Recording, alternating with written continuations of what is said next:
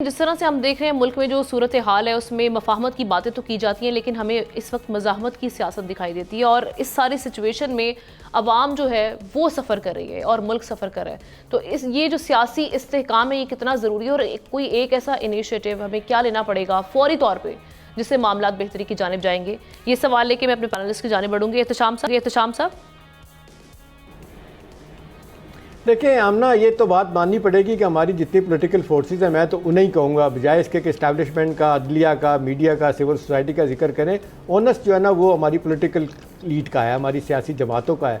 ये बैठ के फैसला कर लें, मैसेज ऑफ वननेस दें कि जी हम एक कंसेंसस के साथ आज के बाद हम फैसला करते हैं कि रूल्स ऑफ द गेम हमारे ये हैं कि एक हुकूमत आएगी 5 साल रहेगी, उसके बाद 5 साल तक उसको नहीं छेड़ना हमने।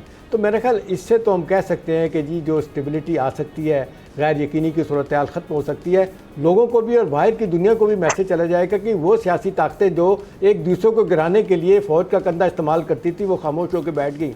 काश माजी में ये होता। 2006 में जैसे आपने देखा चार्टर ऑफ डेमोक्रेसी हुआ, बीवी मरूमा ने मायदा कर लिया मुशर्रफ के साथ, मामला ख़राब हो गए। फिर आपने देखा बीवी की शहादत होगी, जरदारी साहब हुकूमत में आ गए, 1.5 महीने के बाद ही आप देख लें 2 बंदे कहा जाता है जिस तरीके से जाके मुलाकात किया करते थे आर्मी चीफ से, शहबाज शीख साहब और चौधरी निसार अली खान के जी पीपल्स पार्टी की हुकूमत को हटाया जाए।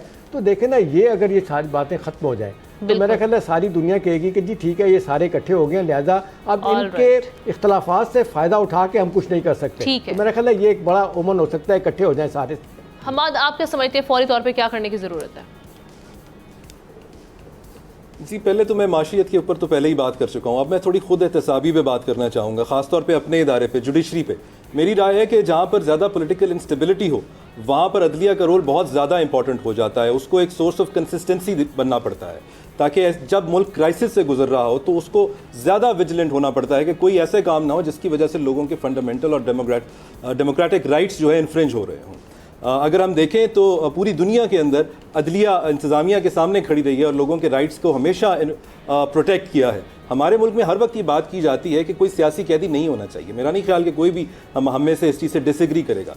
मेरे नज़दीक ये बात करना, ये स्टेटमेंट देना इस बात का सबूत है कि अवाम में ये तासुर पाया जाता है कि पॉलिटिकल विक्टिमाइजेशन हो रही है, जो कि नहीं होनी चाहिए, जिसको रोकना चाहिए। अगर मैं मिसाल दूं आपको थोड़ी सी, जहां पूरी दुनिया में लोग अदलिया अपना रोल प्ले करती है, तो बेल्जियम में अजाइलम सीकर्स के राइट के ऊपर जहाँ वहाँ की एडमिनिस्ट्रेशन ने उसके बारे में कुछ एक्शंस लिए तो अदलिया सामने आई। इसी तरीके से पोलैंड में जहाँ अबॉर्शन लॉज के ऊपर बात हुई है तो वहाँ पर भी अदलिया सामने आई। एक इंटरनेशनल ज्यूरिस्प्रूडेंस में एक सेटल्ड पोजीशन है कि the role of judiciary is to be at war with the executive for protection of fundamental rights. अदलिया के ऊपर ज्यादा जिम्मेदारी आती है क्योंकि हमारे आइन में अदलिया को इंस्टीट्यूशनल इंडिपेंडेंस ज्यादा दी गई है। ऑलराइट, अदलिया के ऊपर ये जिम्मेदारी आती है। आप किस तरह से देख रहे हैं शाह साहब? देखिए, आपने जब बचपन में कार्टून देखा था ना, फैंटास्टिक फोर एक कार्टून होता था जिसमें 4 ताकतें मिल के जो है ना एक ताकत बन जाती थी। मेरे ख्याल में, मैं तो बड़ा सीधा सीधा मशवरा दूंगा, शायद किसी को शायद बुरी भी लगे। हमारे यहाँ पाकिस्तान के अंदर 7 ऐसे अफराद हैं जो कि फैंटास्टिक फोर्स का हिस्सा हैं और वो मैटर करते हैं, और नाम लेने की जरूरत नहीं, इन सबको पता है, जिसमें हमाद ने एक का जिक्र किया कि वो शामिल है। इन सबको आपस में बैठना चाहिए कि इन्होंने करना क्या है, इन्होंने क्या इस मुल्क में अपने टेन्योर पूरा करने के बाद में किताबें लिखनी और ये बताना है कि ये गलत हुआ था, ये ठीक हुआ था। मेरे ख्याल में तमाम बुराई और अच्छाई की जड़ यही 7-8 लोग हैं। अगर ये फैसला कर लेना कि इस मुल्क को हमने कैसे चलाना है, इत्तेफाक से चलाना है, इसकी क्या प्रायोरिटीज है, ये उधर उधर की बातें तो अपनी जगह पे, अगर ये लोग अपने ज़ाती मफादात, अपने इक़्तिदार की जंग, आपस में जो इनके दरमियान पावर स्ट्रगल है, ये चलती रहेगी, तो मेरे ख्याल में हम जितने मशवरे देते रहे उस पर अमल नहीं होगा। और शायद इनको बैकग्राउंड में ये लोग बताते भी हैं, कुछ हमारे करीबी दोस्त हैं, अब तो बाकायदा ये डिस्कशन इन इदारों के अंदर अपने बड़े बड़े अफसरान और लोगों ने शुरू कर दी। और आप देख रहे हैं जुडिशरी के अंदर जो इनकलाब आ रहा है, आपने देखा लोग गए, रिजाइन किया, छोड़ा, इस तरह बाकी पॉलिटिकल जो पोलराइजेशन है वो किस तरफ गई है। लेकिन आपने देखा वो पॉलिटिकल पार्टीज के लोगों ने इनिशिएटिव भी लिया है। अब इनिशिएटिव किस तरह का है, 2-3 जो पावरफुल इंस्टीट्यूशन है, हम इनसे रिक्वेस्ट करते हैं कि अल्लाह का वास्ता इस मुल्क के लिए सोचे और इस मुल्क की बेहतरी के लिए सोचे। आप और आपके बच्चे अपनी जगहों पे आएंगे जब आप असद का टेक इस पे ले लेते हैं। जी असद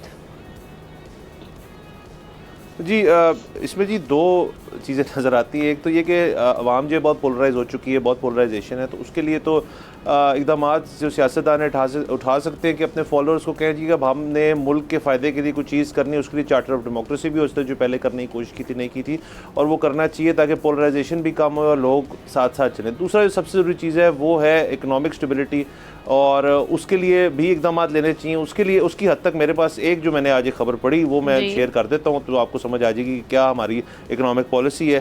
कि शहबाज शरीफ साहब ने 4 जो कैबिनेट कमेटीज़ बनाई थी, उसके अंदर से 4 में से सिर्फ एक में हमारे जो फाइनेंस मिनिस्टर औरंगज़ेब साहब को रखा है। उसके अलावा जो इकनॉमिक कोऑर्डिनेशन कमेटी है, प्राइवेटाइजेशन के लिए जो कमेटी थी, और स्टेट ओन्ड एंटरप्राइजेज कमेटी थी, उन तीनों का हेड जो उन्होंने इसहाक डार साहब को बनाया, जो कि आपके फॉरेन मिनिस्टर हैं। तो अगर आप यहाँ से अगर आप अंदाज़ा लगा लें कि इकोनॉमिक फ्रंट के ऊपर जो फाइनेंस मिनिस्टर प्राइवेट सेक्टर से लेकर आए हैं वो कोशिश कर रहे हैं, लेकिन इसहाक डार साहब जो हैं अभी भी उनका इंटरेस्ट वहाँ पे है। तो उनकी परफॉर्मेंस जो है वो PDM के अंदर हमने देखी थी।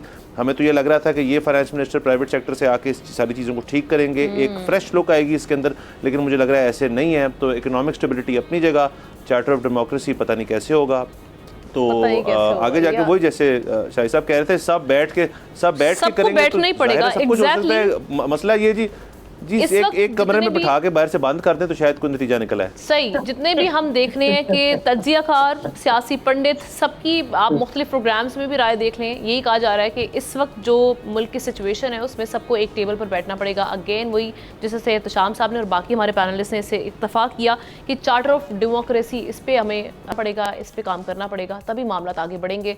और अगेन पॉलिटिकल स्टेबिलिटी होगी तो इकोनॉमिक स्टेबिलिटी आएगी मुल्क में। सब्सक्राइब करें और बेल दबाएं ताकि कोई खबर रह न जाए।